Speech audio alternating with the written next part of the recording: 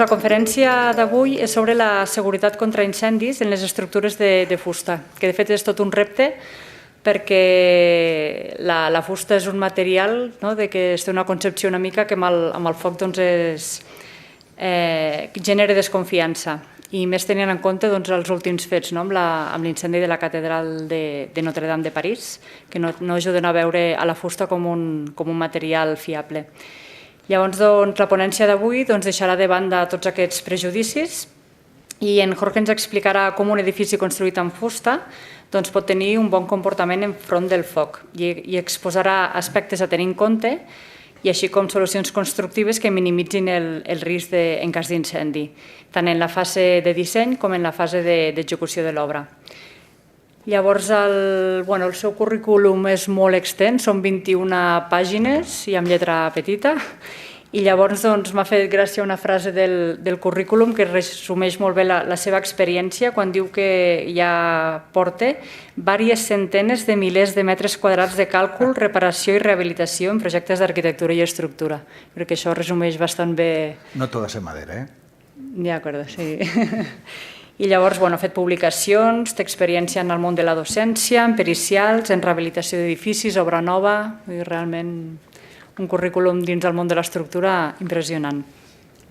Llavors, si el Jordi dirà uns comentaris. Aquesta conferència, seguint la tònica dels anteriors cicles, sempre hem tingut una conferència almenys dedicada al món de la fusta, sigui a nivell estructural, amb les diferents facetes. A la primera, que era la inevitable descarbonització de la construcció, hi havia la vessant més sensible al clima i sensible també a utilitzar materials locals. Hi ha temes també de salubritat, era com més genèrica. Després del segon cicle vam tenir una conferència del Bunyesc que ens deixava molts exemples on la fusta era un material molt adequat per a aquells tipus de construccions, cases passives, cases en llocs molt inaccessibles, on fa falta un material lleuger. I la d'avui, seguint aquesta tònica d'introduir la fusta com a material estructural, conferència dedicada a el que comentava abans la Zaira, amb d'aquests grans tabús de la fusta, que és un material que suposadament molt combustible, molt difícil d'assegurar, que les asseguradores de vegades penalitzen aquests edificis i l'hem convidat perquè ens expliqui que això no és així, que una temàtica que donaria per un curs, però almenys en aquesta conferència ens introdueix les coses i pel que vulgui tindrà més ganes d'aprofundir-se amb els teus cursos.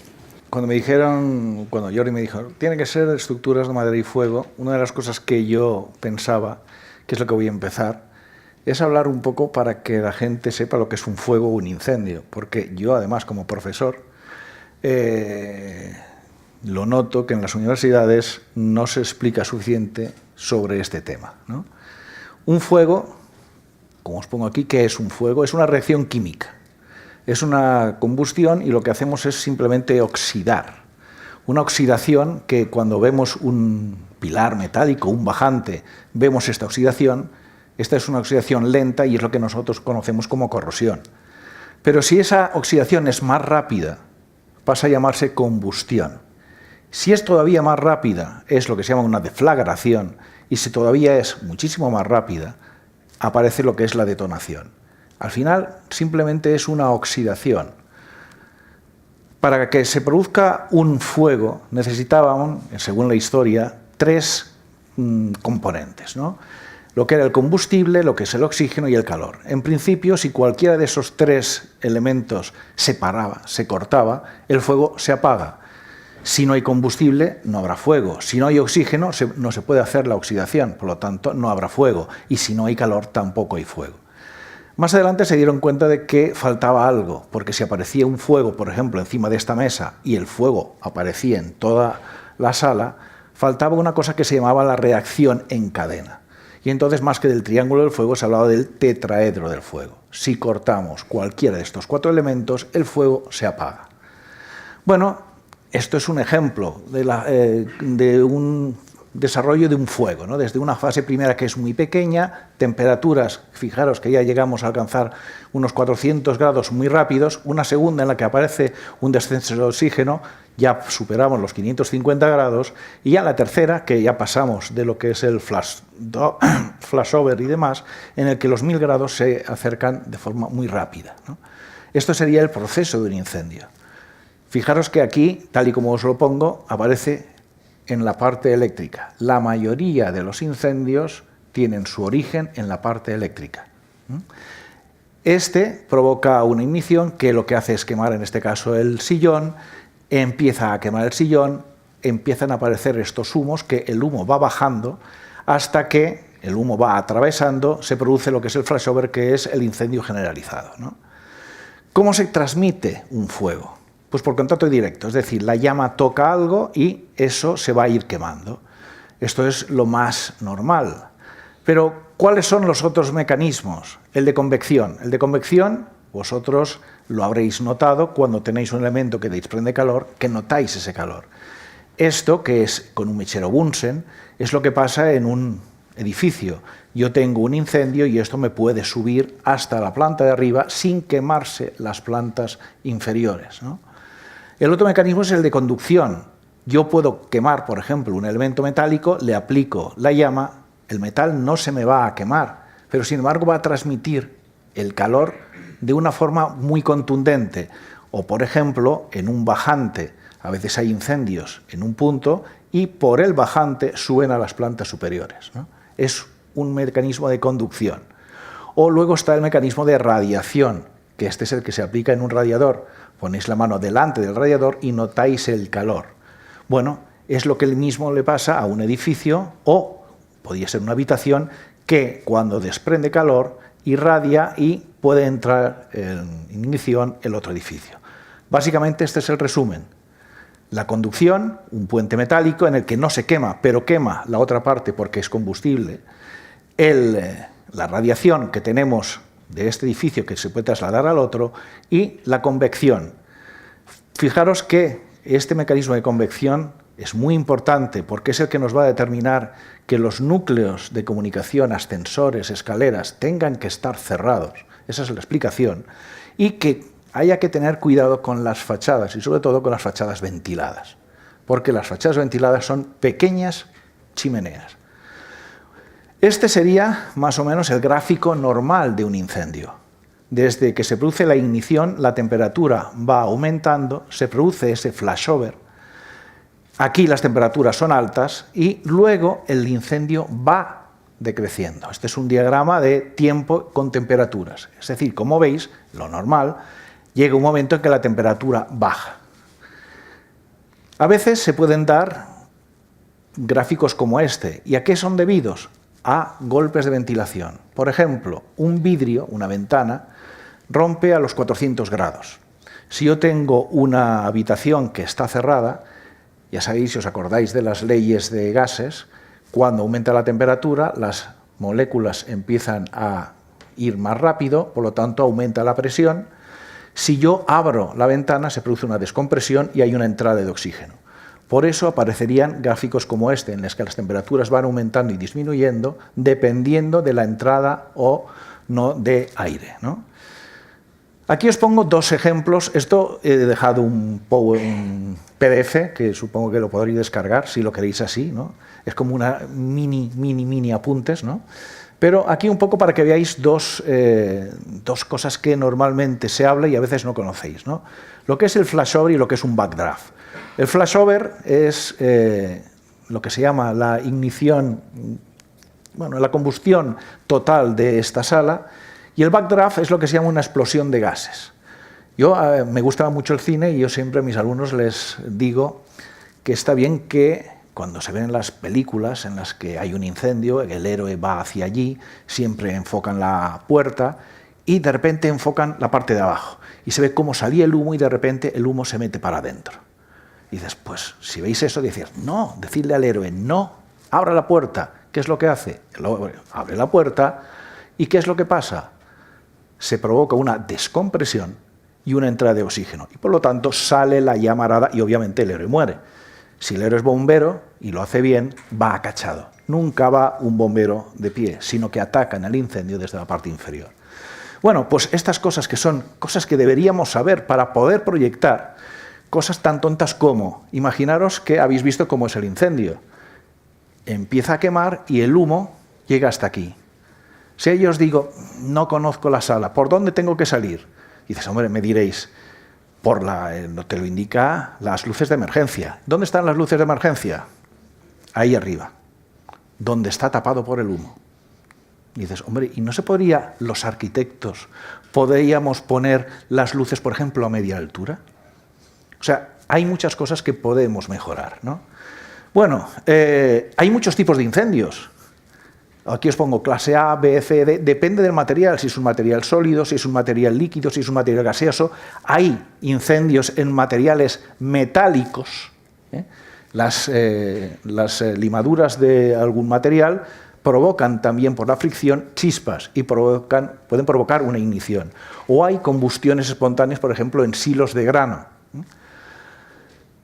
¿Qué se hace para estudiar el incendio? Se utiliza una curva que es la ISO 834, es una curva normalizada en Europa, en la zona de Estados Unidos, es otra curva muy similar, la formulación es muy parecida, pero lo que tiene en general es este tipo de curva. Una curva logarítmica que, como veis, empieza muy pronunciadamente en poco tiempo el aumento de temperatura y luego se va ralentizando. Pero si os fijáis, la temperatura va aumentando ad infinitum. Ya hemos visto que no es real. El incendio real haría así. Estas dos que hay aquí son las que hay en España, en el código técnico, son las curvas de hidrocarburos y las curvas de un incendio exterior, ¿no? Son porque hay mucho más calor en un hidrocarburo y porque en el exterior tenemos mucho más espacio, no hay ese problema de concentración, ¿no?, en una habitación. Si lo comparásemos, esta sería la curva natural, esta sería la curva ISO 834 y esto que vemos aquí sería una curva de un incendio en el que le he metido elementos paliativos, por ejemplo, rociadores, los sprinklers. No en todas las normas es obligatorio que haya sprinklers, pero si los colocamos, lo que hacen es, fijaros, no es que apagues el incendio, sino lo que haces es que, como mojas el combustible, ralentizas el aumento de la temperatura y permites que los daños sean menores y que un bombero pueda llegar a atajar mejor ese incendio. Bueno, hay, aquí en lo que os hablo de la comparación, el periodo del pre-flashover, que es el incendio normalizado, es importante para evacuar, detección y la activación de los sistemas de protección y la llegada de los bomberos. Normalmente en las normas, luego lo comentaré, pero yo me adelanto, en las normas te dice, pues para un edificio con una altura de evacuación menor a 28 metros y que tenga un uso de pública concurrencia, pues tendrá que ser un RF 120, ¿no? Una resistencia de 120 minutos. Y dices, ¿120 minutos para evacuar el edificio? No. Si un edificio no se ha evacuado en 15-20 minutos, la gente muere por asfixia y por aplastamiento. En general, dices, ¿y no se queman? Sí, se queman después de muertos. Esto en conferencias que hemos hecho con médicos forenses hemos enseñado, ¿no? Cuando hay muertes, normalmente no tienen los pulmones quemados, los tienen asfixiados, se han quemado después. Por lo tanto, ¿esos minutos para qué son? Pues porque tienen que evacuar. El bombero, a pesar de que en las películas se ve maravillosamente, ¿no?, que vas en el camión y ya con su tablet consultan los planos en 3D del edificio. Bueno, si esto vosotros lo habéis visto alguna vez, es lo que se quiere hacer con el BIM, ya veríamos, ¿no? Pues es fantástico, pero la verdad es que el bombero llega a ese edificio y no tiene ni idea de cómo es. Por lo tanto, el edificio se tiene que hacer cargo de cómo es ese edificio, cómo es la estructura, tiene que estabilizar el incendio y luego lo tiene que apagar. Por eso necesitamos esos minutos. Bueno, el incendio generalizado está controlado por dos cosas, la ventilación y el combustible. Por ejemplo, si esta es la curva estándar de fuego, esto son incendios distintos, son curvas de fuego distintos que, como veis, están controlados por el combustible. ¿Qué significa? Aumenta el combustible, por lo tanto la temperatura, aunque esté en el mismo grado, pero aumenta el incendio en tiempo. Sin embargo, hay otra serie de incendios, como estos, en los que lo que aumenta es la ventilación. Fijaros que el tiempo del incendio es más corto, pero sin embargo las temperaturas son mayores. ¿Qué significa esto? Que cuando nosotros, los arquitectos, cuando empecemos a proyectar agujeros, ventilaciones y demás, pensemos en estos casos. Pero lamentablemente, no sé si aquí utilizáis el código técnico o la antigua norma, la CPI, pero en estas normas no aparece para nada lo que es la carga de fuego. En cambio, en el Eurocódigo sí que aparece la carga de fuego, o en el que tenemos allí en España, el Reglamento de Seguridad contra Incendios en Establecimientos Industriales. También se habla de la carga de fuego, ¿no? Bueno, cuando hablamos de incendios y de fuego hay que tener dos cosas muy claras. Una cosa es la reacción al fuego y otra cosa es la resistencia al fuego. La reacción al fuego, dice, índice de la capacidad del material para favorecer el desarrollo del incendio. Es decir, lo que ese material contribuye en ese incendio.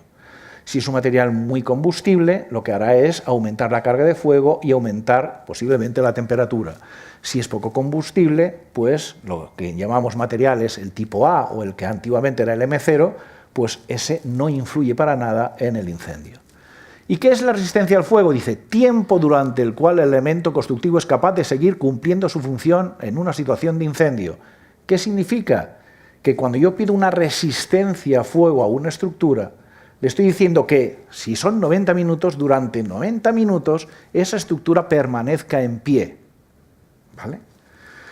Bien, si nos vamos a la categorización de los materiales, vemos que, según el reglamento europeo, lo que tenemos aquí es esta clasificación europea, empezando por el A1, que es piedra y hormigón, A2, yeso, B, madera impregnada con productos ignífugos, C, pared cubierta con tableros derivados de madera, D, madera y tableros derivados sin tratamiento ignífugo. Lo normal de la madera es esto, que sea una DS2, D0. Ya sabéis que esto es lo que contribuye, perdón, este S2 es la producción de humo, y el D0 es la caída de gotas, ¿no?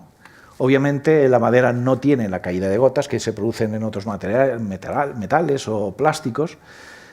Produce humos, esos humos no son tóxicos como podría ser un elemento que tuviese ácido clorhídrico o que tuviese cloritos, pero obviamente cuando quema es un hidrocarburo y tenemos CO2 y CO, y eso te mata. Y el D es lo normal, una madera sin tratar tenemos D.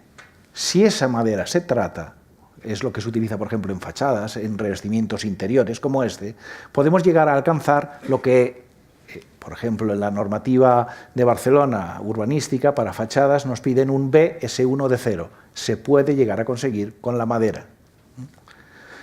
Aquí tenéis un poco pintado en colores lo que es, ¿no? Aquí es donde estamos nosotros, lo que podemos llegar, y aquí es donde estaríamos sin ningún tipo de tratamiento. Como material, ¿alguno de vosotros ha hecho algo de madera? Ya no diría calcular, pero ¿ha trabajado la madera? Porque la madera es un material un poco especial. Esto que os pongo aquí son un extracto de un libro que yo recomiendo siempre a mis alumnos, Razón y ser de los tipos estructurales de Torroja. Eso se lo pido en mi asignatura, que es la optativa. Cuando llego a proyecto fin de carrera, le pregunto, ¿lo habéis leído? ¿No? Y se hace el silencio. Pero bueno, estaría bien que se leyese. ¿Por qué? Porque normalmente en este libro habla de tipologías estructurales y habla de materiales. Y lo que hace es relacionar unos con los otros. No todas las tipologías pueden ser utilizadas con todos los materiales. Bueno, aquí ya podéis ver, pero es un extracto, pero al final, ¿qué es lo que dice? Primero, que la madera es el material más antiguo estructural, antes que la piedra. Cuando en el Neolítico el señor salió de las cavernas y fue al exterior, lo primero que hizo fue con ramas hacer su cobertizo, antes de que se hiciesen estructuras porticadas de piedra. Segundo, el material, siempre se dice que la madera sigue vivo. A ver, cuando tú utilizas la madera, la verdad es que está muerto, porque la hemos cortado, ya no tiene vida. hablando así en plan como gore con mis alumnos, digo, es como si yo me muriese y me utilizaseis como viga. ¿Qué pasa? Yo internamente tengo un montón de vasos, tengo un montón de fibras que son los músculos. Lo mismo le pasa al árbol. Hay una serie de conductos, los conductos leñosos, hay una serie de conductos que seguirán estando y pueden estar llenos o vacíos de agua, pueden hincharse o deshincharse. No es que esté viva, sino que ha estado viva. Y al final, como pone aquí, aún después de muerte es mucho más sensible que otros materiales o otros agentes ecológicos. Puede decirse que la madera no acaba de morir nunca. Bueno, supongo que de estos dos hay uno que sí que deberíais conocer todos, ¿no? El de la izquierda, el de la derecha no todos. El de la izquierda es Frank Lloyd Wright y decía que para usar la madera lo que tenemos que hacerla es entenderla. Y el de la derecha es mucho más mediático, ya veis en los TED, ¿no? Es Michael Green, un arquitecto canadiense que además es de los que más se ha implicado con la madera, y una de las cosas que decía es que la madera es el material más tecnológico que conoce, la madera. Bueno, principios básicos. La madera es un material anisótropo. ¿Qué significa? Que tiene diferentes propiedades según la dirección. En la dirección del tronco, de las fibras, es donde mayor resistencia tiene. Si lo viésemos en este gráfico, en la dirección de las fibras, y le damos un 100, pues en las otras dos direcciones, que serían la radial y la tangencial, que son perpendiculares, están entre un 15 y un 19%, es decir, muy poco. Nos interesa que la madera trabaje en la dirección de las fibras. Lo que os pongo aquí es el cambio volumétrico. La madera, por haber sido un elemento vivo, igual que nosotros, que somos un 70% agua, es muy susceptible a los cambios de humedad. Y la madera se hincha y se deshincha en la misma proporción que tiene la resistencia. Se hincha y se deshincha mucho menos en la dirección de las fibras que en las direcciones perpendiculares. Al final, lo que tenéis que entender de alguna forma es que la madera sería una cosa como esta. Si vais a un bar y veis el conjunto de pajitas, si cogéis las pajitas y les ponéis unas gomas, eso sería un tronco. Las fibras, los vasos leñosos, y las gomas serían las traqueidas, lo que está uniendo esos troncos. Bueno, de la madera, ¿qué hay que entender? Que el agua es muy importante y la humedad es muy importante. Este es un gráfico que todos los que nos dedicamos a madera lo tenemos siempre encima. Es una humedad, ¿os acordáis de cuando estudiabais, o los que hagáis todavía y hagáis las certificaciones energéticas y estas cosas, ¿no? Lo que era el ábaco psicométrico? Sí, dice, sí, alguno diréis, sí, algo me recuerdo, ¿no? Pues bueno, relacionaba de alguna forma temperatura y humedad. Pues en este gráfico lo que tenemos aquí es la humedad relativa del aire. Aquí tenemos la temperatura del aire. Si yo cojo estos dos valores, en el punto donde me da, yo lo que puedo mirar según esta gráfica es ver cuál es la humedad de equilibrio de la madera. Es decir, para unas condiciones determinadas de aire, o sea, de humedad del aire y temperatura del aire, la madera tendría que estar a una humedad determinada. Nosotros cuando midamos la humedad de la madera podremos ver si esa madera está más seca de lo que toca o más mojada, ¿no? Más húmeda de lo que toca. Esto nos puede dar una pista, por ejemplo, si tendría que estar al 12% y está al 28%, significa que hay algún aporte en algún momento que le está dando más calor y se está desecando. O al revés, si estamos en humedades mucho mayores del 12%, será al revés. Hay un aporte de agua en algún lado. Pero la humedad, ¿por qué es importante? Porque si nos vamos a este gráfico en el que de alguna forma representamos la humedad de la madera y representamos la resistencia de la madera, si marcamos este 12%, ¿por qué marco el 12%? Porque los ensayos que nos dicen que la madera aguanta X newtons milímetro cuadrado a compresión, X newtons milímetro cuadrado a flexión, esos ensayos se hacen siempre al 12%. Si ese 12% le digo que tiene una resistencia 1, ¿qué pasa cuando la humedad aumenta? La resistencia me baja.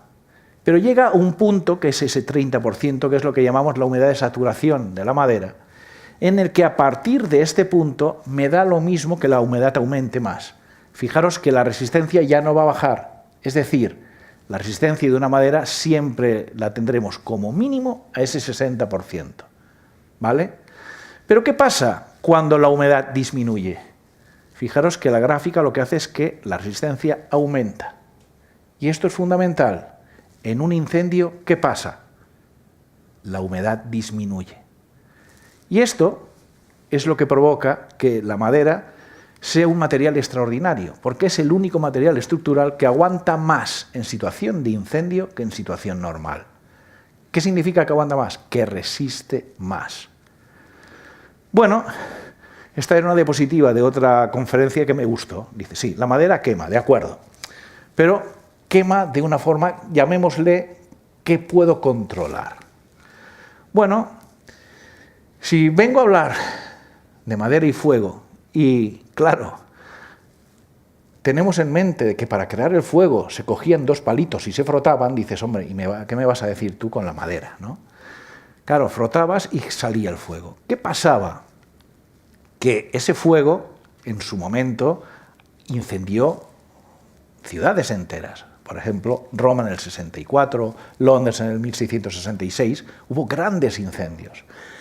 ¿Qué pasaba? La mayoría de los edificios tenían grandes partes de madera, muchas eran partes de piedra, mampostería y madera. Pero ¿qué pasaba? Esto, cuando empieza la revolución industrial, la gente empieza a preocuparse, yo tengo que hacer grandes naves, no puedo, hacer que se me queme la industria. Y hay muchos municipios, muchas ciudades, que lo que hicieron fue prohibir las estructuras de madera. ¿Qué pasa? Que al prohibir las estructuras de madera se dieron cuenta de que seguía habiendo incendios. Chicago en el 71, San Francisco después del terremoto. No había estructuras de madera, pero los incendios seguían estando. ¿Qué pasa? Que la madera no genera el incendio. Normalmente, para que se produzca un incendio, tiene que haber, como decía allí, ese que seguramente habréis tenido vosotros en vuestra casa, en época de Navidad, el ladrón donde habéis enchufado pues la música para los villancicos, el árbol de Navidad y todo. Bueno, eso petará. Eso es lo que provoca el inicio del incendio. Lo que pasa es que la madera es combustible. Pero ya se comprobaba de que la madera no era el causante. ¿Qué pasa? Dice, los edificios con estructuras de madera deben cumplir con la normativa y reglamentos de fuego igual que todos los demás tipos de construcción. Si a mí, por ejemplo, el Código Técnico me dice que este edificio tiene que cumplir 90 minutos, yo cuando calculo una estructura, estoy justificando que esa estructura me va a aguantar los 90 minutos. O igual que si fuese una estructura de hormigón o igual que si fuese una estructura metálica. Por lo tanto, yo estoy certificando que esa estructura es funcional. Es preciso distinguir las formas bajo las que se presenta la madera. ¿Por qué? Porque tenemos, como es el caso de aquí, que es un revestimiento de madera, por lo tanto, a mí no me importa en esta madera la R de resistencia, sino que me importa la reacción, la EI. Además, todos los elementos de los de mobiliario y decoración es como si cogiésemos más de un plástico. El plástico conocido porque ni se funde, ni muchas veces se quema, o elementos de Porexpan, cosas de estas que dices, nadie se mete muchas veces con estas cosas, sí con la madera.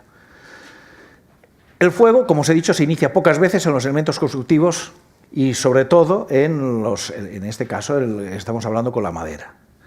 ¿Qué le pasa a la madera? Que la madera cuando se quema se carboniza. ¿Qué significa? Que aparece esta capa exterior de carbón que lo que hace es proteger la madera interior. La madera es un material que tiene un gran comportamiento térmico. Pues la capa carbonizada tiene 6 veces más de capacidad de aislamiento térmico que la madera en sí. Por lo tanto, hay casos en los que ha habido incendios en el que se han llegado a autoextinguir, porque la temperatura no era tan alta como tocaba y esto era tan aislante que la de aquí dentro ni se enteraba y se apagaba. Esto es una fotografía que sacamos todos los que nos dedicamos a la madera y el fuego, la sacamos, está sacado de un libro inglés y lo que se ve aquí es una viga de madera que está soportando 2 vigas metálicas que estaban en ese incendio y está soportando esto que son unas varillas de un elemento de hormigón. si veis lo que pone aquí, dice, visto lo que vienes aquí, ¿de qué te gustaría que fuese tu casa? Bueno, pensemos a ver cómo se comporta la madera. Para que la madera prenda, esta foto que veis aquí, de un tronco con una cerilla, dice, normalmente no pasa. Y ahora os apelo, ¿no?, a que seguro que habréis hecho más de uno, pues, o una hoguera para la chimenea, o habréis hecho para hacer las brasas de calçots, de la parrillada. Si metéis los troncos y metéis el fuego, no se os prende. Necesitáis elementos pequeñitos, ramitas, papeles, el carboncillo aquel, el líquido, para que empiece a prender. Y una vez que ha prendido, el tronco prende. ¿Por qué? Porque para que un tronco empiece a arder necesitamos una temperatura entre 270 y 300 grados. Y si la llama no es directa en el tronco, necesitamos que la temperatura del aire esté normalmente a unos 400 grados. A esos 400 grados es cuando esa madera va a empezar a prender.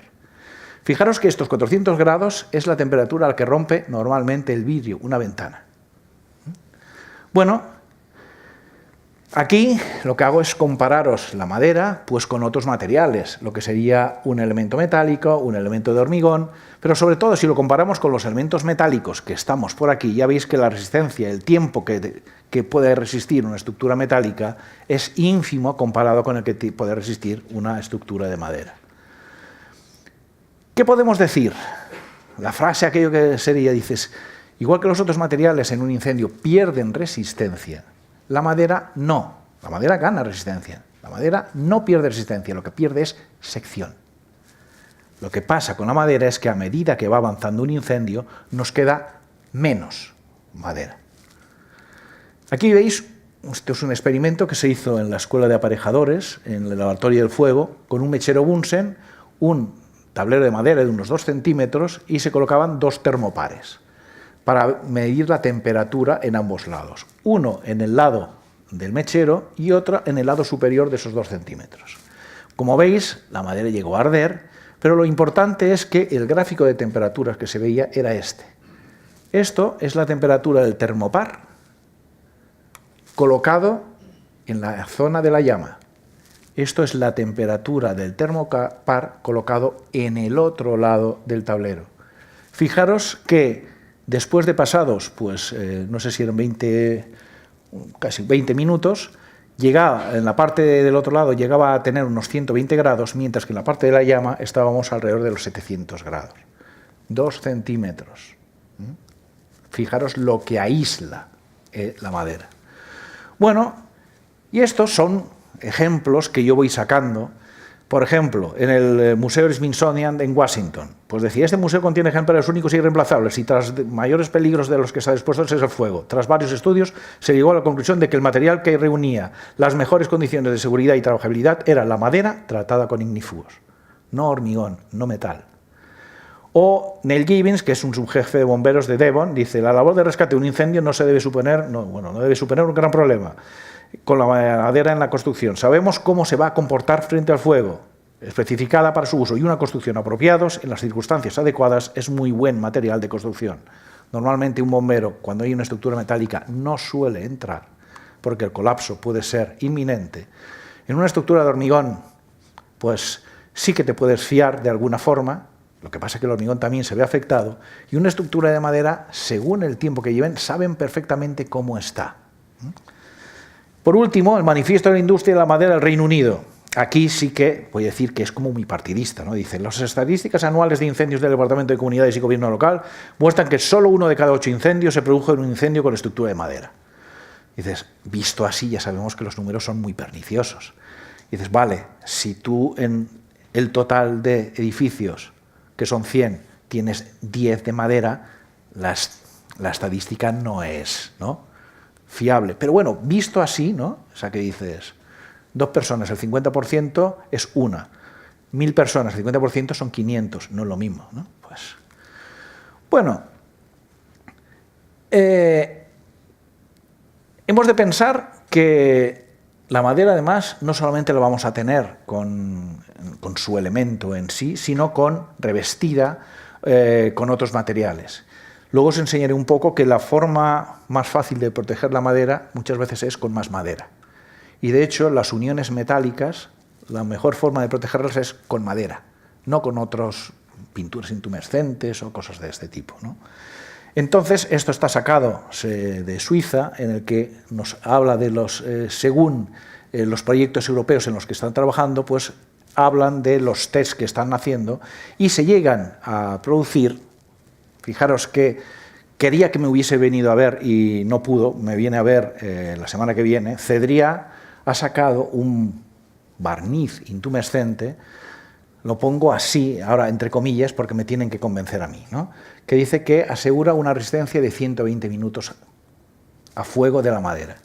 Por eso digo, me tiene que convencer, porque yo, por más que me lo diga un folleto, lo que yo les pido normalmente a los fabricantes es que me enseñen los ensayos, esas cosas que vemos. Y entonces diré, vale, me lo creo o no. Y creeros que tengo ganas enormes de creerme que aguante 120 minutos, pero seré muy vehemente en este caso, ¿no?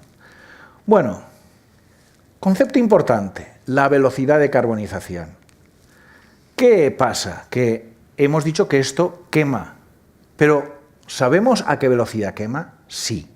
La madera es un material que todas las formulaciones, la mayor parte de las formulaciones que se utilizan, son formulaciones sacadas de la experiencia, de los ensayos, del empirismo puro y duro. Por lo tanto, para ver cuáles son las velocidades de carbonización, lo que se hacen es quemar maderas y ver cuánto tiempo tardan en quemar. ¿Qué pasa cuando quema una madera? Lo que tenemos es estas capas, ¿no? La parte interior, que es una madera sana, la parte que está entre esa madera sana y la zona carbonizada, que llamamos zona de pirólisis, y que es una interfase de conversión de la madera en carbón. Esto que vemos aquí es una viga de madera quemada, pero la viga no estaba colocada así en el techo, estaba colocada justo al revés.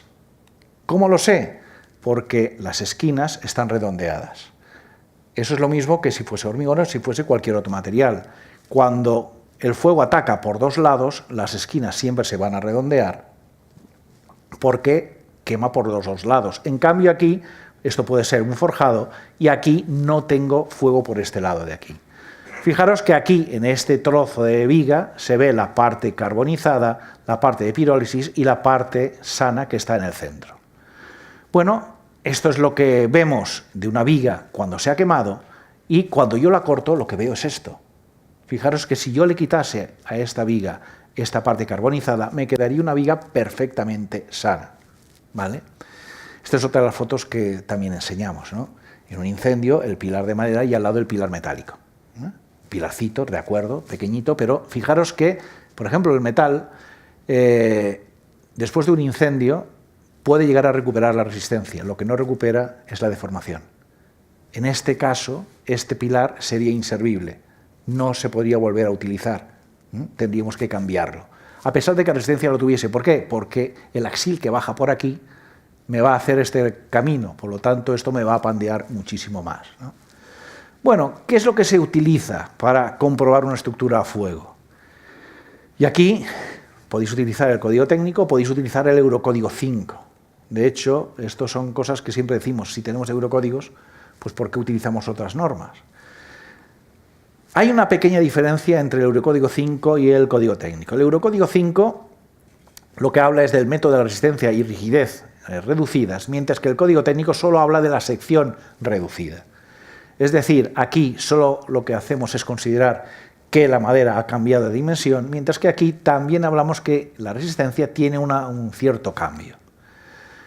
¿En qué se basa? Pues si yo tengo esta viga, lo que voy a hacer es quitarle a esa viga lo que se me quema pasados los minutos que a mí me interesan. Si me piden 90 minutos, yo lo que voy a hacer es calcularme en 90 minutos cuánto ha quemado, para saber qué sección residual, qué sección me queda sana y saber si en esos 90 minutos es capaz de aguantar esta estructura las acciones a las que está sometida. En el Eurocódigo la diferencia es que aparecen otros factores, es más complicado, en el que no solamente hablamos de la sección reducida, sino que también habla de otros factores como lo que se llama el CAMOT o la resistencia. La velocidad de carbonización está establecida por norma y entonces, dependiendo de la tipología de madera, una conífera, un pino, un abeto, estamos hablando que las velocidades de carbonización están alrededor del 0,7-0,8 milímetros cada minuto, mientras que una frondosa, por ejemplo, un roble, un castaño, un eucalipto, las velocidades de carbonización son un poco menores, 0,70 o 0,55.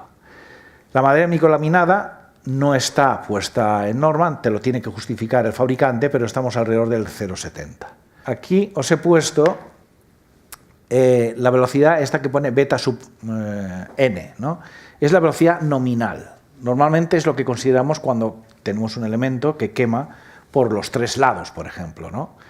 Pero aquí está sacado de una publicación que es gratuita, os la podéis bajar de Maderalia o si no, ya os diré cuáles son las páginas, en la que, como veis, aparecen dos velocidades, la beta sub n, que es la que hemos dicho antes, y una que pone aquí beta sub 0, que es un poco más pequeña. Esta, ¿cuándo se utiliza? Por ejemplo, en un CLT, en una superficie que quema de forma unidireccional, no quema por los tres lados. Por ejemplo, si esto fuese una pared de CLT, quemaría en su superficie, no quema por los lados, ¿no? O un forjado entero de CLT. Si son vigas utilizaríamos la beta sub n, si es quemarse de forma unidireccional sería la beta sub 0, ¿no? La verdad es que si cogemos el eurocódigo y vamos a lo que nosotros llamamos la ingeniería del fuego y no nos quedamos en ir tachando casillas en una ficha, ¿no? La velocidad de carbonización sería esta. No es constante. La velocidad de carbonización también cambia con el tiempo. Sí, fijaros, esto es la curva ISO 834, esta sería una curva más o menos natural, es lo que se llama una curva paramétrica. Si yo superpongo la velocidad de carbonización, fijaros que llega un momento en el que la velocidad es muy alta, pero que luego va bajando porque el combustible va bajando. Por lo tanto, esa velocidad de carbonización también disminuye. Lo que pasa es que esto es un cálculo, como digo yo, de lo que se llaman de nivel 1 o 2, ¿no? Lo que estamos hablando es de la madera sin proteger, pero ¿puedo hacer algo? Pues sí, yo puedo coger y puedo proteger la madera. ¿Y cómo la puedo proteger? Pues fijaros que esto puede ser, por ejemplo, paneles de madera, o puede ser un panel de cartón yeso, o puede ser una lana mineral. ¿Qué pasa cuando yo protejo la madera con otros elementos? Pues pasa de que aparecen dos velocidades de carbonización distintas. Una, fijaros que cuando yo tengo esta protección, la protección se me va a quemar. Cuando esa protección se quema, ha pasado un cierto tiempo. En ese tiempo, si es un panel de madera, se ha quemado y cae, y entonces tengo la madera a la vista y empezará a quemar. ¿Por qué la velocidad va a ser distinta? Porque la temperatura del ambiente será mucho mayor. Y entonces, en ese momento, la velocidad de carbonización aumenta al doble. Se ha caído la protección y la velocidad de carbonización es el doble. ¿Hasta cuándo? Hasta que quemamos unos 25 milímetros. A partir de esos 25 milímetros, la velocidad vuelve a ser la misma. ¿Qué significa? Que es muy importante que si hacéis una protección, calculéis esas velocidades, ¿no? Porque, por ejemplo, había un barniz intumescente.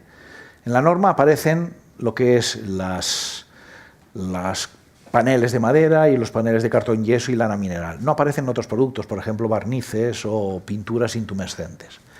En un proyecto hace tiempo, bueno, era un informe que tenía que hacer, y a veces son de estas cosas que dices, te echas piedras en tu propio tejado, ¿no? Tenía que justificar un barniz que existía en el mercado, que decía, no, es que te aguanta 16 minutos. La gente cogía y decía, a lo que quema le aumento 16 minutos. Y son de estas cosas que, como le digo a mis alumnos, esto me daba un pinchazo en el bazo y digo... empecé a hablar con mis amigos bomberos y les dije, ¿tú quieres decir que no pasará lo mismo que con esto? Que cuando el barniz intumescente se haya desprendido, la velocidad de carbonización es el doble. Pedimos los ensayos, nos los dieron, ¿no? Y efectivamente en los ensayos se demostraba esa doble carbonización. En aquel momento significaba que cuando yo hacía el cálculo, esos 16 minutos que ganaba con el barniz los perdía con el doble de carbonización. Es decir, más valía la pena que no hubieses gastado el dinero en el barniz y hubiese estado lo mismo. Por eso os digo que cuando vayáis a hacer según qué tipo de protecciones, rascar, no os quedéis solo en lo que os pone allí, preguntad más, ¿no? Bueno, esto es lo que pasa cuando protegemos solo con esto, pero hay otros tipos de protecciones en el que, por ejemplo, se da muchas veces en el tema de las placas de cartón yeso. La placa de cartón yeso se desencaja con el calor. Entonces, para una abertura mayor a 2 milímetros, la yema puede entrar. Y entonces se da el caso de que antes de que haya caído la protección de la placa de cartón yeso, la madera empieza a quemarse. Y entonces en este caso aparecen 3 velocidades de carbonización. No voy a entrar en el cálculo, pero fijaros que puede ser más complejo, ¿no? Es la fórmula, es un poco para asustar, ¿no? Pero es las fórmulas que ponen en el Eurocódigo, pero en el que dicen cómo se calcula el tiempo que tarda en quemarse pues un tablero de contrachapado, un tablero de OSB, un tablero de cartón yeso, un tablero de lana mineral, ¿no? Al final, los conceptos es este. La viga de madera normal tiene esta velocidad de carbonización. Si yo protejo la viga de madera con un elemento de madera, tengo 2 velocidades de carbonización, ¿lo veis? El tiempo de ignición se me retrasa lo que me tarda en quemar en la protección, la velocidad es el doble hasta que llegamos a los 25 milímetros y luego, como veis, hemos ganado un cierto tiempo, pero no el primer tiempo, ¿de acuerdo? Y el caso en el que tengo la viga de madera con los elementos de cartón yeso, en el que esto puede empezar a desencajarse antes de que se caiga y empieza a quemar, por lo tanto tengo una primera ignición, la segunda velocidad y la tercera. Bueno, esto de aquí está sacado también de la misma publicación y esto os puede servir para, de alguna forma, según sean unos tableros de madera con las densidades, y estos lo van a dar los fabricantes, y el espesor de cada uno de estos materiales, tenéis aquí más o menos el tiempo que os puede tardar en quemar. Os puede dar una idea de, si pongo esta protección, cuánto podría llegar a ganar, ¿no? Esto es una... Pongo estas 2 imágenes que parecen iguales y ahora os podría decir, buscadme las 7 diferencias, ¿no? Porque una es del código técnico y otra es del Eurocódigo. Dices, uy, se ve así un poco borroso, son las 8 de la noche, ¿qué me vas a contar ahora? Si os dijese, buscadme las diferencias. Pero ya os las digo yo. Fijaros en los clavos. Código técnico, los clavos tienen la misma longitud. En el Eurocódigo lo que hacen es que los clavos llegan a la misma profundidad, por lo tanto hay unos clavos más largos y otros más cortos. Sutilezas como esta que dices, oye, pues si eso no me lo ponen, hace que te vayas mirando las normas una detrás de otra para ver qué es lo que pasa, ¿no? Pero bueno, esto significa que cuando vosotros vayáis a proyectar y queréis colocar cosas como esta, tenéis que fijaros en los detalles, ¿no? Esto es sencillamente para que veáis la diferencia entre 2 vigas sometidas al mismo ensayo, es decir, al mismo tiempo durante el mismo fuego, una que es una conífera, es decir, un pino, y otra que es una frondosa, por ejemplo, un roble. Fijaros que con el mismo tiempo y la misma carga de fuego, la frondosa ha quemado mucho menos que una conífera. Es decir, si tengo las vigas de roble, mucho mejor que si las tengo de pino o de abeto. Dices, ya, pero es que el roble cuesta más. Bueno, quien algo quiere, algo le cuesta.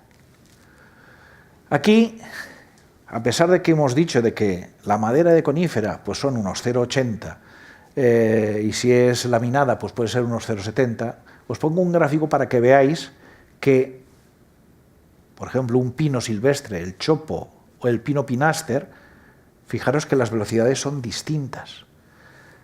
Y es lo que decimos, estamos hablando de seguridad de incendio de las estructuras de madera. Es falso, deberíamos hablar de estructuras de maderas. Hay miles de especies de madera y cada una tiene sus trocitos y particularidades, ¿no? Lo que pasa es que lo que hacemos es, de alguna forma, generalizar. Y cuando generalizamos, lo que hacemos es, lo hacemos de forma conservadora. Por lo tanto, estamos aplicando coeficientes de seguridad todavía mayores, ¿no? Ejemplo de una nave industrial de madera. Se cae el forjado, veis cómo está el interior, pero las vigas de madera laminada están ahí. Bueno, ¿qué normativas? Estas son las normativas que en principio tenemos en España, ¿no? El Código Técnico, que además, aparte del SI, añado el SUA, que es el de seguridad y uso y utilización, ¿no? Y accesibilidad, porque hace referencia a cosas que tienen que ver con, por ejemplo, la evacuación de incendios, anchuras de pasillos, anchuras de puertas, etc. Y siempre hay que coger la peor de las dos, ¿no? Hay otro reglamento, que es el de seguridad de incendios en establecimientos industriales. Hay el RIFI, que es el de instalaciones de protección, que además fue el año pasado, creo que fue la última versión. Y luego, a nivel de comunidad autónoma y municipal, tienen sus ordenanzas. ¿Qué pasa? Que cuando vas a calcular cualquier cosa, lo que tienes que coger es todo y ver cuál es la peor, ¿no? Por ejemplo, en Barcelona es más exigente la normativa de incendios de el Ayuntamiento de Barcelona que el Código Técnico. Pues bueno, te vas a la RIPCI de Barcelona, ¿no? ¿Qué puedes? Cogerte el Eurocódigo. Y el Eurocódigo, tienes el Eurocódigo 1, que es el de acciones en situaciones de incendio, y luego para cada uno de los Eurocódigos, el de hormigón, el de acero, el de mixtas y el de madera, tienes sus partes específicas de fuego, ¿no?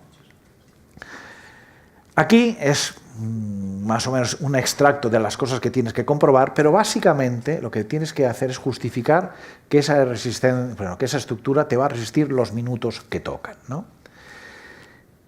Y hago referencia a estos dos que normalmente en el Código Técnico te aparece en el SI 6, es la parte que habla de estructuras, y en el SI 5 hay dos artículos que tienen algo que ver. ¿Y qué son? Pues, y esto pasa aquí como pasa allí. A veces hacemos edificios, o edificios puente, o parkings por los cuales pasa por encima una calle, ¿no? Pues esto, que es el SI 5, que es la intervención de los bomberos, nos habla de aproximación a los edificios. Dicen que los viales tienen que aguantar 2 toneladas por metro cuadrado. Pues si yo tengo un parking que por encima pasa un vial, lo que tengo que hacer es calcularme ese parking para las 2 toneladas por metro cuadrado, porque me puede pasar ese bombero. Es normalmente un camión cuba relleno. Y también les dice que en el entorno de los edificios dice resistencia al punzonamiento del suelo, 100 kilonewtons sobre 20 centímetros de diámetro, es decir, 10 toneladas aquí. ¿Y esto qué representa? Pues el camión bombero, que sea, por ejemplo, el de la escalera, en el que saca las patas, las coloca aquí y hace la presión para sacar la grúa. Pues eso también hemos de pensarlo, esa carga de punzonamiento en nuestros forjados, ¿no? Bueno, esto os lo podéis leer si queréis, ¿no? Pero es para dormiros, ¿no? Si tenéis problemas de insomnio, las normas a veces son así. A mí lo que me interesa es que se entiendan los conceptos. Y uno de los conceptos importantes es esto, la resistencia y los otros dos criterios que son los de integridad y aislamiento térmico. En una estructura, normalmente el que siempre va a prevalecer es la resistencia. Es decir, tiene que aguantar, en situación de incendio, tiene que aguantar esa estructura. Pero es que hay otros dos criterios que se podrán aceptar o no, o pueden afectar o no a alguna estructura dependiendo de dónde estén. Por ejemplo, imaginemos que aquí tuviésemos un pilar en el medio. Esto es un sector de incendios. Por lo tanto, aquí con que ese pilar solo me aguantase la R sería suficiente. En cambio, si esto es, por ejemplo, un muro de CLT o un muro de hormigón, y aquí al lado tengo otra habitación, que es otro sector de incendio, lo que tengo que garantizar es, aparte de que me resista, que no se me raje para que se me meta la llama o el humo, que es el criterio de integridad, o que si yo pongo la mano aquí, no es que no me queme, sino que la norma nos dice que como mínimo tenemos, o sea, como máximo tiene que transmitir 180 grados. Es el criterio de aislamiento térmico. Por lo tanto, tenéis que tener muy claro que un forjado que separa sectores de incendios o un elemento que separa dos sectores de incendios será un REI, mientras que si no se separan sectores de incendio, con la R será suficiente. Y muchas veces, por ejemplo, cuando vas las ordenanzas municipales de Barcelona, cuando haces un edificio entre medianeras, te obligan a que la medianera tenga un EI 120. Dices, no, me piden un EI 120 en toda la resistencia. No, porque es un edificio de planta baja más 3 y la resistencia máxima son 90 minutos. La resistencia a fuego de la estructura sería 90 minutos, pero la medianera tendría que ser un EI, es decir, que no transmitas el fuego al otro edificio. Esta es la tabla que aparece en el código técnico, y como veis, según las alturas de evacuación, ¿no?, y según los usos, nos está diciendo aquí cuál es el requerimiento del tiempo a fuego. Fijaros que hay menos de 15 metros, menos de 28 metros y más de 28 metros. ¿De dónde venía este 28 metros? De aquí, de la altura de las escaleras de bombers. En principio, fijaros que aquí, este es un gráfico antiguo, ponía 23, pasaba a 28, pero hoy en día, por ejemplo, en Barcelona, bombers de Barcelona, tiene ya autoescalas que llegan a 39 metros. No sé si alguno, aquí habrá llegado un incendio que hubo en Navidades, en Badalona, en un edificio de gran altura en el que fueron las escaleras, no había bomberos de la Generalitat y vinieron bombers de Barcelona y su escalera hacía 39 metros y llegó hasta la última planta. Pues bueno, por eso está esta limitación. ¿Y es tan importante? Sí, porque tú desde aquí puedes apagar o de alguna forma llegar a una planta o incluso evacuar, pero si es más alto tienes que entrar en el edificio y subir andando. Por eso las cursos de bombers son aquello de subir con todo el equipamiento, pues aquello, el Mafre, el Hotelars, ¿no? Bien, fijaros que cosas a tener en cuenta. Podéis hacer una vivienda unifamiliar y os dice aquí, sótano R30, y como es de menos de 15 metros, porque bueno, una vivienda unifamiliar de más de 15 metros de altura de evacuación, bueno, es un palacio. Pues dices R30. Y ahora os digo, el garaje de la vivienda unifamiliar, ¿cuánto tiene que aguantar? ¿Va? Estoy cansado de hablar, a ver si habláis algo vosotros. Muchos a veces me dicen, hombre, si ya lo pone ahí, sótano R30, pero es que en el sótano puedes tener un gimnasio. Lo que pasa es que eso hay que mirarlo más, y no está en el E66, sino que te especifica anteriormente que un garaje en una vivienda unifamiliar es lo que se llama un local de riesgo especial bajo. Y un local de riesgo especial bajo son 90 minutos. Es decir, una vivienda unifamiliar, toda la casa puede aguantar 30 minutos, pero lo que aguante, lo que envuelva al parking, tiene que tener 90 minutos. A veces dices, bueno, si lo voy a hacer con madera, a veces no te vale la pena. Dices, pues mira, la estructura es de madera y le pongo 2 placas de pladur y ya me cumplen lo que no me hace falta, ¿no? Porque no quiero que donde aparco el coche se me vea la excedencia de la madera, no me hace falta, ¿no? Aquí está explicado lo que significa, ¿no? La altura de evacuación siempre es hasta la última planta habitable. Por ejemplo, este edificio, la cubierta va a ser pues accesible para mantenimiento o para tender la ropa, ¿vale? Pues aquí la altura de evacuación va a ser la última, ¿no? Igual que en este. Pero si esto, por ejemplo, es un hotel y aquí le coloco una piscina con el bar, esta será la última planta habitable. ¿Lo veis? Porque tenemos que garantizar la evacuación de esta gente. Por lo tanto, va en función de esa altura. Aquí tenéis otro ejemplo en el que, para estas alturas, con distintos usos en cada planta, cuál tendría que ser la resistencia a fuego de cada una de esas plantas. Bueno, y hay algo muy importante, no solo en estructura de madera, esto es en estructura en general, lo que es la estructura secundaria. No sé si aquí a vosotros alguna vez se ha llegado a hablar de estos términos, ¿no? Pero ¿qué es la estructura secundaria, ¿no? La estructura secundaria a veces la definen como aquella de que si se cae no hace daño. Dices, hombre, si se me cae una correa de estas, pues hombre, yo creo que sí que me va a hacer daño. O puede hacer daño a la estructura. Es decir, según la altura que esté y me caiga sobre un forjado que esté abajo, lo puede agujerear.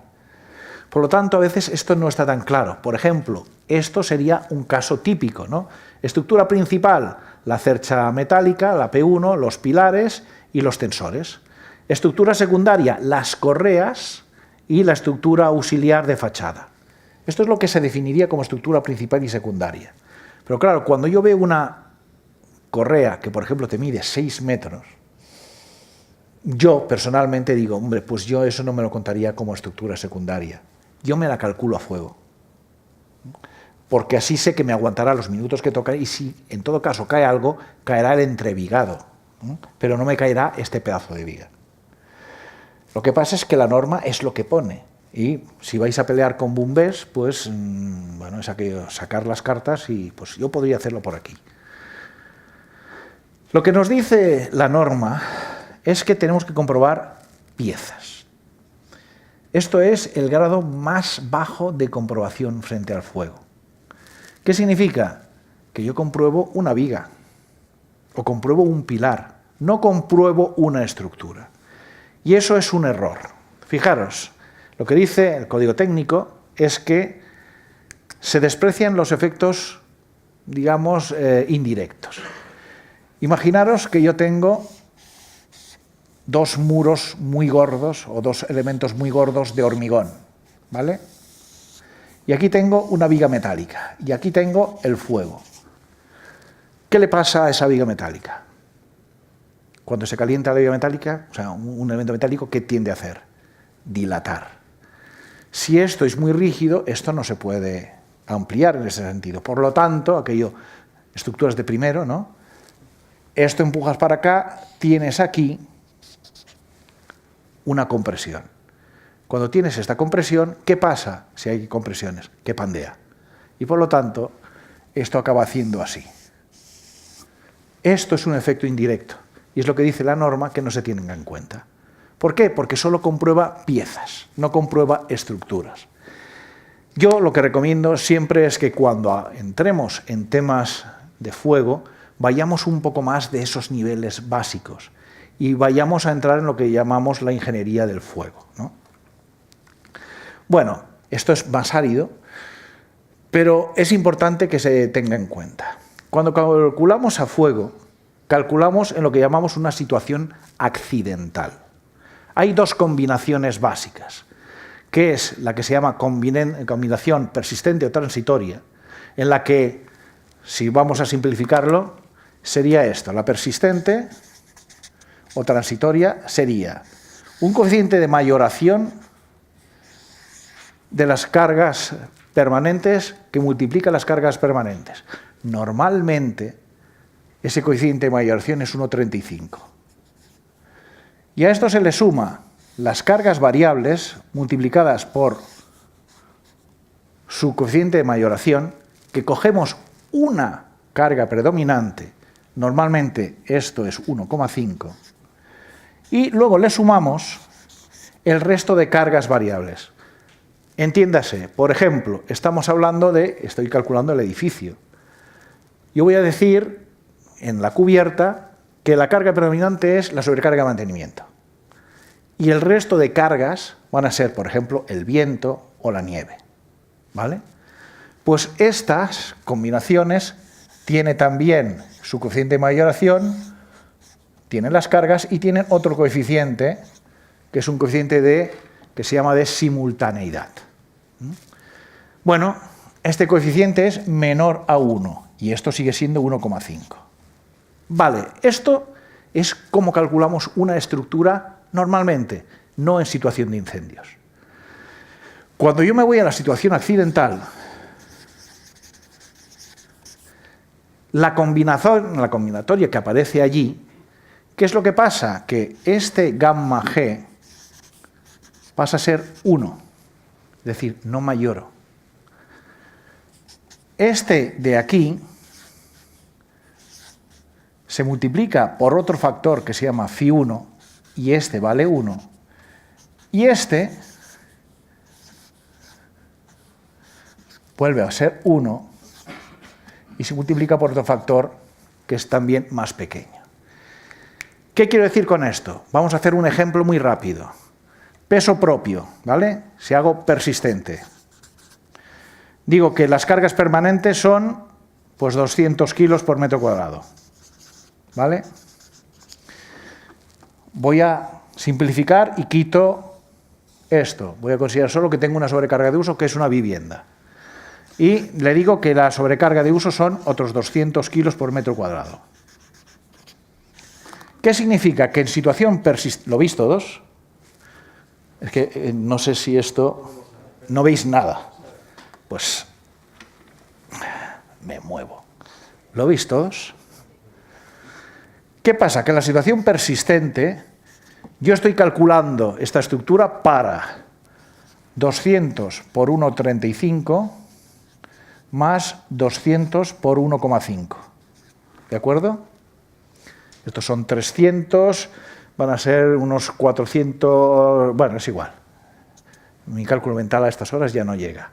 Pero bueno, ya veis que es un valor importante. En situación accidental, ¿para qué estoy calculando? Pues para 200 por 1 más 200, y como este phi sub 1 para una vivienda es 0,5, por 0,5. Si os fijáis, la carga para la que estoy calculando en situación de incendio es menor que en situación normal. Es decir, ¿qué pasa? Aquí ya no me importa tener la incertidumbre del 1,35, es lo que hay. Y en las sobrecargas, lo normal es que la gente se vaya. Por lo tanto, la sobrecarga de uso va a ser menor. ¿Por qué considero esto? Porque hay lo que se llama dentro de la sobrecarga de uso, hay una sobrecarga de uso que es permanente. Por ejemplo, el mobiliario. Si tú te vas, no te llevas la silla contigo, ¿no? Y lo mismo que en los aviones ya habéis visto. Si tenéis que evacuar el avión, dice, no cojáis el equipaje de mano. Pues lo mismo, aquí dejaríais todo y os saldréis vosotros corriendo, ¿no? Pues fijaros que lo que os quiero decir es que en situación accidental la carga es menor. El momento flector es menor, el cortante es menor, el axil es menor. ¿De acuerdo? Bueno, ¿qué pasa? Que además hay otra cosa que es la resistencia del material. Y aquí es donde la madera juega muchísimo. Y ahora, lo siento, tengo que hacer un número porque si no... Y es un poco de explicación de estructuras. Fijaros que las propiedades de un material, por ejemplo, para un hormigón, la resistencia del hormigón siempre es esto. La resistencia de cálculo, que es decir, la tensión a la que yo voy a hacer trabajar, es la que me dice la característica dividido por el coeficiente de minoración. En madera, y ahí he puesto una X, ¿por qué? Porque puede ser una resistencia a flexión, a compresión, a tracción, cada resistencia es distinta. Pero, por ejemplo, voy a hacer una resistencia a flexión, ¿vale? Flexión es la M, D es de cálculo. Fijaros que en principio es lo mismo, pero le aparece otro factor más. En el hormigón, acordaros que esto era un 1,5, ¿no? Aquí aparece este Kmot, que es un factor de modificación, pero esto, lo veis, es lo mismo. Lo que me dice la norma dividido por el coeficiente de minoración. ¿Este coeficiente de minoración qué va a ser? Normalmente es 1,3 para madera aserrada. ¿Qué significa madera aserrada? La madera de monte, un árbol normal. Es 1,25 para una madera laminada, que son las láminas que se van colocando una encima de la otra encolada. Y es de 1,20 para la madera microlaminada. Y este factor de Kmot, depende de dos cosas. De la humedad de la madera, que ya hemos visto que es muy importante, y de la clase de servicio, bueno, eso es la clase de servicio, y de la duración de la carga.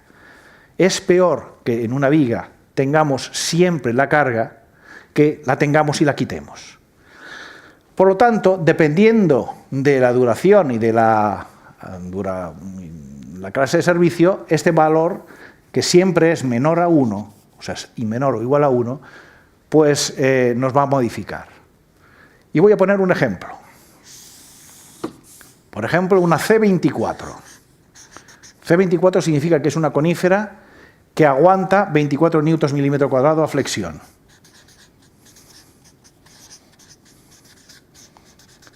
En esta situación que decíamos aquí, que tengo un peso propio y tengo una sobrecarga de uso, que es vivienda.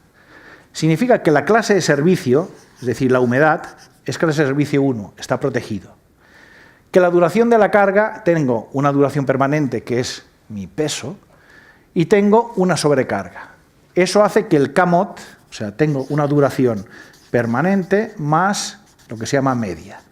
Esto hace que el K-mod, lo podéis mirar, pero os creéis lo que yo os digo, es de 0,8. ¿A cuánto voy a hacer trabajar yo mi madera que me están vendiendo que aguanta 24 newtons milímetro cuadrado? Pues va a aguantar a esto. La FMD será el K-mod 0,8 por los 24 y como es una conífera es 1,3. Esto, a ver si hago un número rápido. 24 por 0,8 entre 1,3 sale 14,77. ¿Vale? Es decir, esa madera que yo la compro que me aguanta 24, la hago trabajar a 14,77. Pero ahora llega el incendio. ¿Qué pasa en el incendio? Igual que, como veis, las acciones son menores, mira, lo voy a calcular ahora.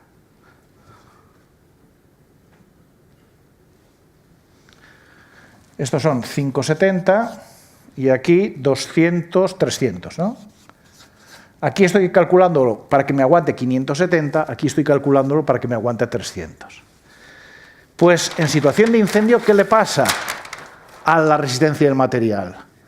Aparece esto de aquí, FMD, y vamos a llamarle FI, de fuego, que es el K-mod, el FMK, el gamma M, y aparece otro factor que se llama K-fire. ¿Qué pasa en situación accidental en el código técnico? Que esto es 1, esto es 1. Y el K-fire para, según el tipo de madera, para una madera conífera vale 1,25. Por lo tanto, esta C24, ¿cuánto me aguantaría? 1,24, 1 por 1,25, esto sale 30, ¿no? Es decir, lo calculo en situación de incendio para que me aguante menos carga y además, bueno, se ha caído, me aguanta más. Maravilloso. Si no se quemase y se quitase la sección, dirías, es la hostia la madera.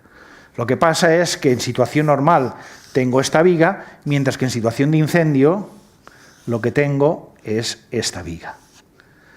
En situación normal calculo para esas acciones más grandes y esta tensión con esta sección, para la situación de incendio calculo con una sección más pequeña para unas acciones que son más pequeñas, pero que me aguanta muchísimo más.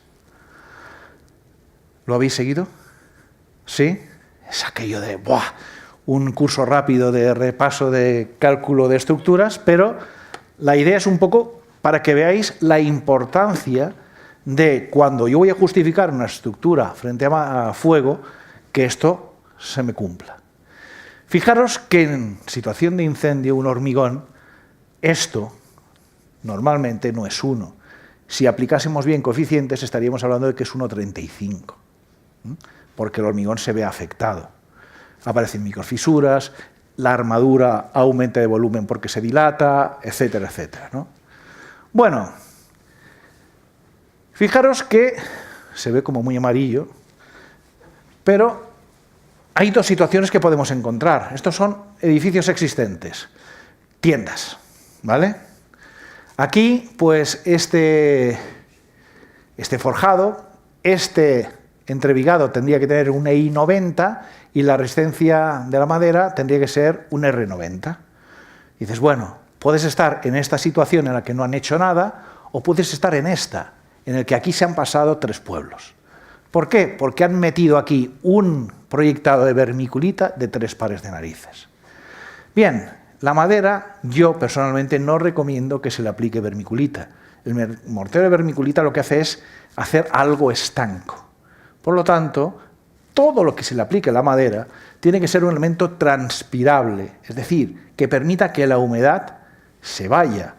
Si tú le colocas esto, la humedad ni entra ni se va. Es decir, se pudrirá dentro del mortero. Entonces, cuando vaya a quemar, cuando se caiga el mortero, es que ya no quedará viga. Por lo tanto, ante soluciones como esta, sed, digamos, al menos, aquí decir, no me fío, ¿no? Aquí os dejo formas de mejorar la reacción al fuego.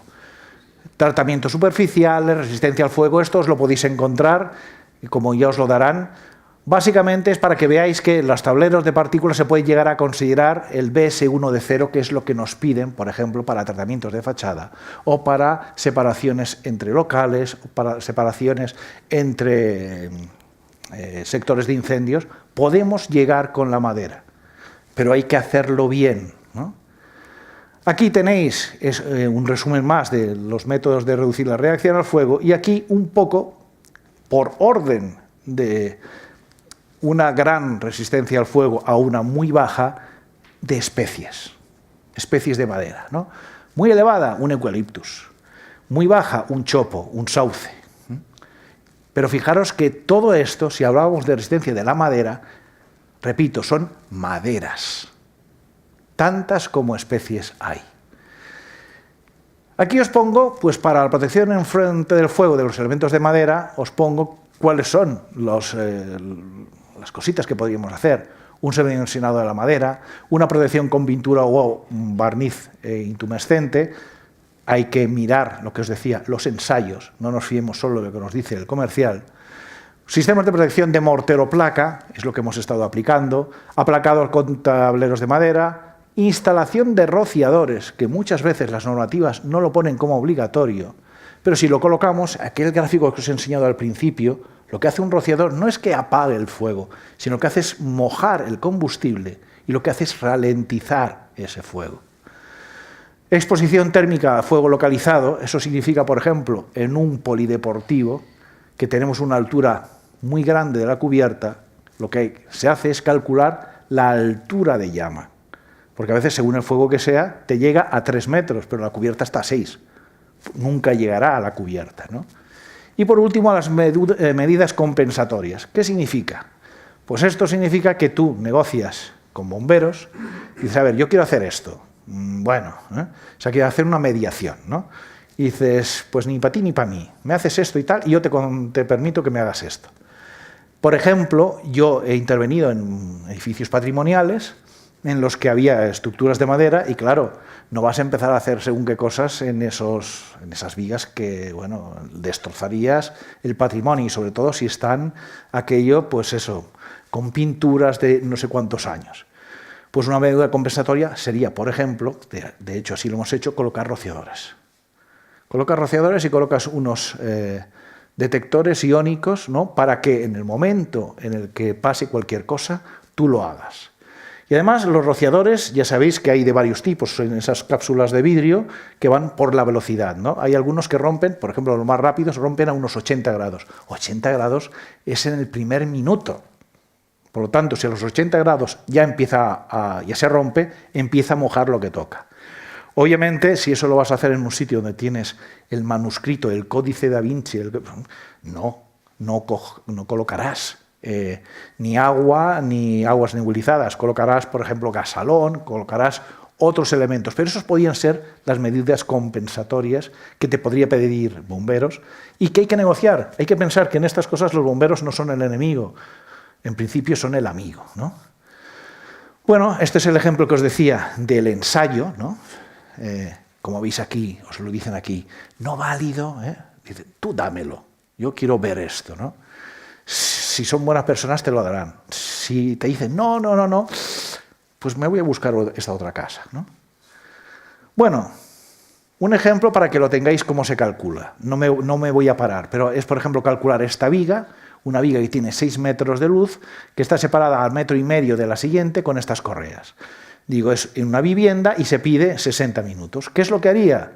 Pues lo que voy a hacer es, me calculo cuál es la sección que me queda después de 60 minutos, me lo calculo, me queda, después de que me queme 60 minutos, me queda una viga de 90 por 265 milímetros. Hago, ¿lo veis? El camot y demás por el CAFI, me sale que son 30 newtons, es justo el número que he hecho ahora. Me calculo los momentos que no se mayoran, porque lo veis el Φ1, que es el 0,5 que os he dicho, es decir, estoy que las acciones son menores. Total, que me lo compruebo para mi viga y me sale que la resistencia me cumple. No he puesto a esta viga ninguna protección. Me he calculado la viga tal y como está y que ha quemado. A veces se dice, o a lo mejor os lo habrán comentado, que para una estructura de madera te lo calculas en situación normal y luego le aumentas lo que se quema. Eso es demasiado. Aquí fijaros que tal y como estaba, tenía la viga en situación normal. Es que esto es de un curso mucho más grande, ¿eh? En situación normal, aquí me salía 0,74, es decir, que estaba trabajando al 74% de situación normal. Y en situación de incendio, con la sección más pequeña, me está trabajando el 65%. Es decir, no hace falta que le ponga una protección. De hecho, yo cuando calculo estructuras a fuego, me gusta más calculármelas que aguanten todas ellas que no poner protecciones. Porque las protecciones, vosotros supongo que, a veces no todos, ¿no? Porque yo a veces mis alumnos les digo si han visto la serie House y algunos dicen, ¿qué? ¿Conocéis House? ¿No? El doctor House, que además va de perlas, doctor Casa. Él decía una cosa fantástica, decía, nunca creáis al paciente, ¿no? Yo diría lo mismo como técnico, nunca creáis, digamos, al cliente. Y sobre todo, nunca os fiéis del cliente después de que hayáis entregado la obra.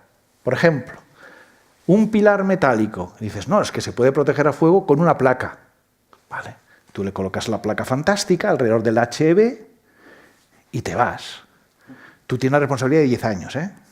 Recuerdo que esto lo decía Gustave Borrell, que fue decano del Colegio de Arquitectos, y decía que el arquitecto es una persona en constante libertad provisional, ¿eh? Ahí lo dejo. Pues bueno, viene el cliente, ve el pilar, oh, mira, esto que toca, dice, uy, si esto está hueco, pum, le meto ahí el enchufe. Una protección al fuego que se agujere no funciona, tiene que ser estanca. Por lo tanto, si me has agujereado la placa, a tomar viento. En resumidas cuentas, ¿qué hago yo en este caso? Cojo el pilar metálico, le pongo permiculita y luego le pongo una placa de pladur que no sea de fuego. Y agujerera, si quieres. ¿Por qué? Porque son cosas que te van a hacer después. No te fíes de lo que te van a hacer después. Bueno, breve repaso. Las uniones. La mayor parte de las uniones son metálicas, tienen piezas metálicas. El peor material frente a incendio es el metal. Y si yo tengo aquí, por ejemplo, ¿lo veis? Unas vigas de madera que les atravieso con un perno. El perno se me calienta. ¿Os acordáis que decía cómo se transmite el fuego? Por conducción. Y una vez dentro, irradia. ¿Qué significa esto? Que, bueno, os pongo aquí para que veáis lo que significa según el tipo de resistencia que queramos conseguir, qué tipo de uniones podríamos hacer. Uniones es un curso entero. O sea, con eso ya, si alguna vez queréis hacer un curso de madera, podemos dedicar 200 horas y entonces habréis visto algo, ¿no? El importante, ¿qué es? Fijaros estos 4 pernos, o fijaros esta placa que está al exterior. Cuando yo tengo esto, lo que hace es que esto se me calienta y me está quemando la madera por dentro. Cosa que, si no tuviese esa unión, no tendría.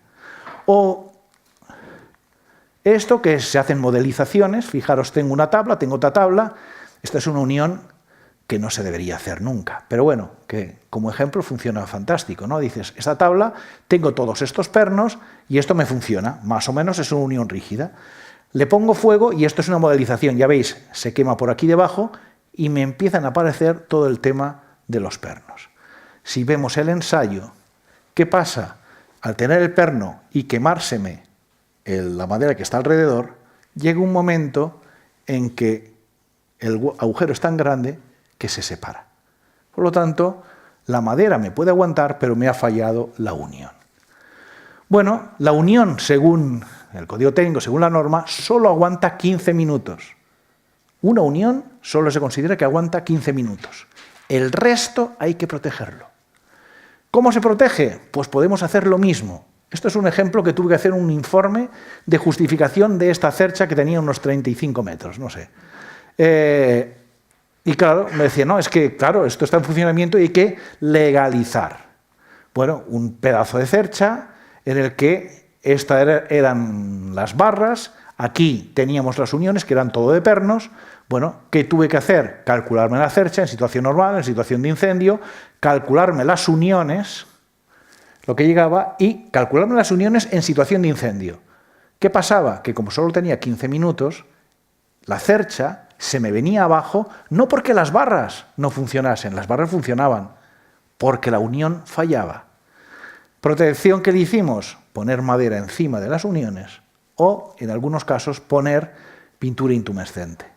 Fijaros que para proteger una unión lo que hago es tapar de alguna forma todo el metal que va al exterior. Y una de las mejores formas de hacerlo es tapándolo con madera. ¿Lo veis? Rehundo más el perno y le coloco un tablero de madera que me lo calculo para que me aguante los minutos que hace falta. Bueno, por ejemplo, si yo tengo una plancha, puedo tenerla enrasada, puedo tenerla retrasada, le coloco un elemento de madera de protección o le coloco incluso un tablero, ¿no? ¿Qué pasa? Esto es una iglesia vikinga. No sé si os pongo aquí el año que es, no, pero bueno, esto puede ser del año 1100 o algo así. Está en pie, pero fijaros que estos señores, ¿veis? En el interior aparece esto, un rociador. No pasa nada. Así vamos a asegurarnos que esto no nos funcione. Esto no sé si habéis estado en Barcelona todos y conocéis la Plaza de las Arenas. Es una estructura de madera, una cúpula en la que aquí las barras les llegan, o sea, este nudo y llegan 6 barras. Y esto aguanta fuego, está calculado para que aguante 60 minutos. Los bomberos obligaron a colocar aquí rociadores, que si tú lo miras por aquí dices, hombre, pues casi no se notan, porque los han pintado de color beige, ¿no? De la madera. Pero es una medida a más que pidieron, porque esto era una cubierta ligera. ¿Qué pasa con las cubiertas ligeras? Tanto da que sean de madera como metálicas. Si una cubierta pesa menos de 100 kilos, se considera que es una cubierta ligera. Y si es una cubierta ligera, normalmente te permiten que la resistencia a fuego de una cubierta ligera sean 30 minutos. Aquí, debido a que era un espacio especial, que aquí vienen los turistas por un tubo, dijeron, no, 60. Pero, si habéis estado, habréis visto que hay unos anillos, aquí hay un anillo metálico y unos pilares metálicos, esos pilares están calculados a 90 minutos, no lo rebajaron a 60. Lo importante de aquí es esto, ¿veis? Esta es la unión. Placas metálicas, ¿no? Fijaros que la placa no llega hasta abajo, la madera envuelve por debajo la unión, y para colocarle esta parte de aquí, tenemos esto de aquí son pernos y los agujeros pequeños son pasadores.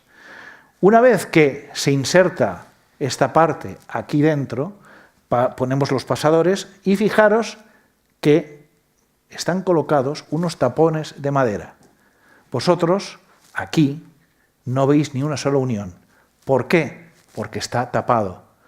Aparte de por visión, protegen contra el fuego, ¿no? Ejemplos de protecciones. Esto es una unión tipo Sherpa de Eco, ¿no? En el que es una unión en cola de Milano interior entre una jácena y una correa.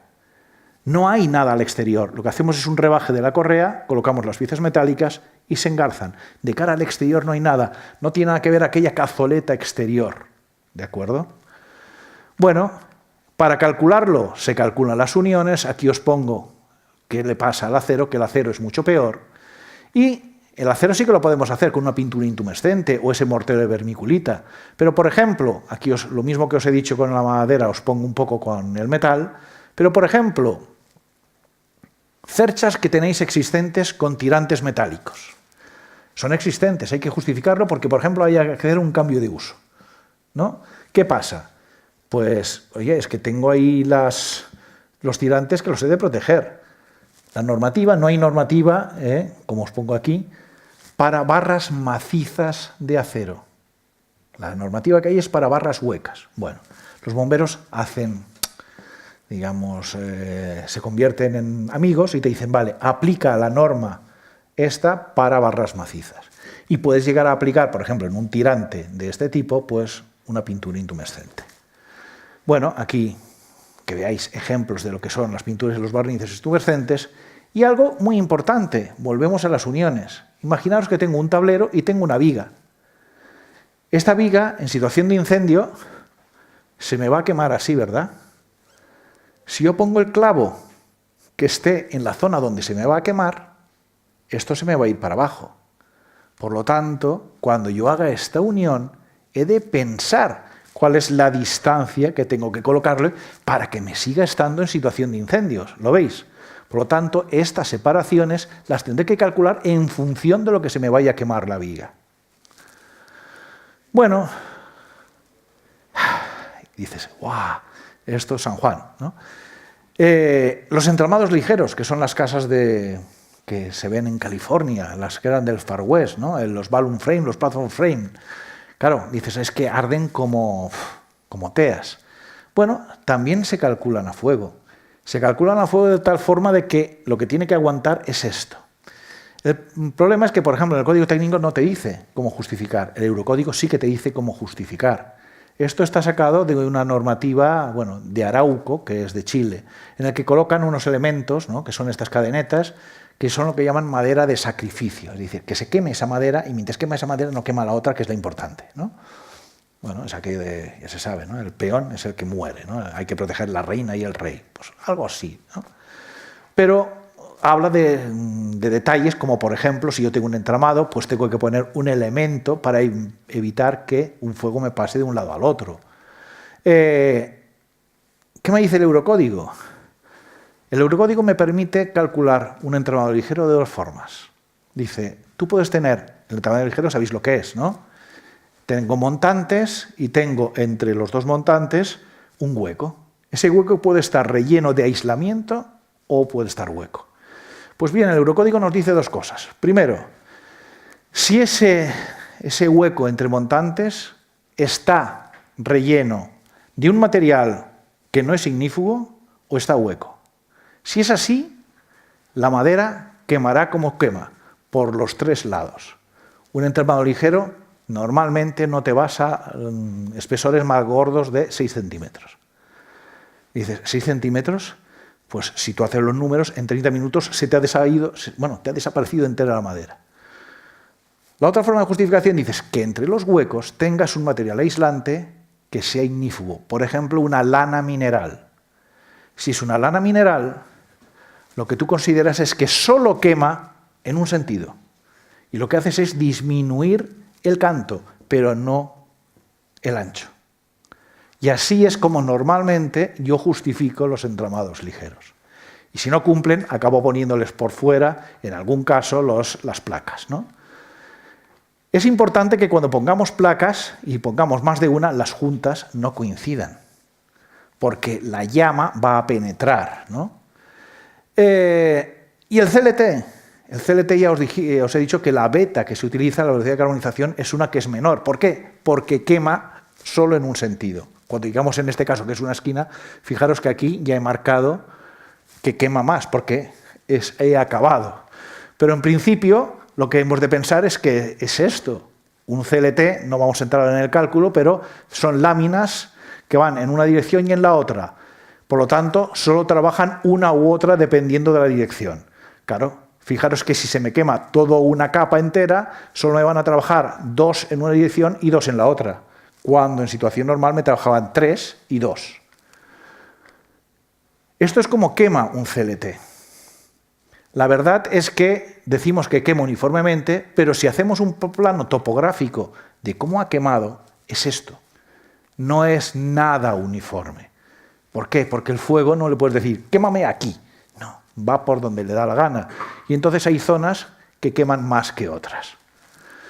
Y lo interesante, y como siempre, es pensar en lo que puede pasar.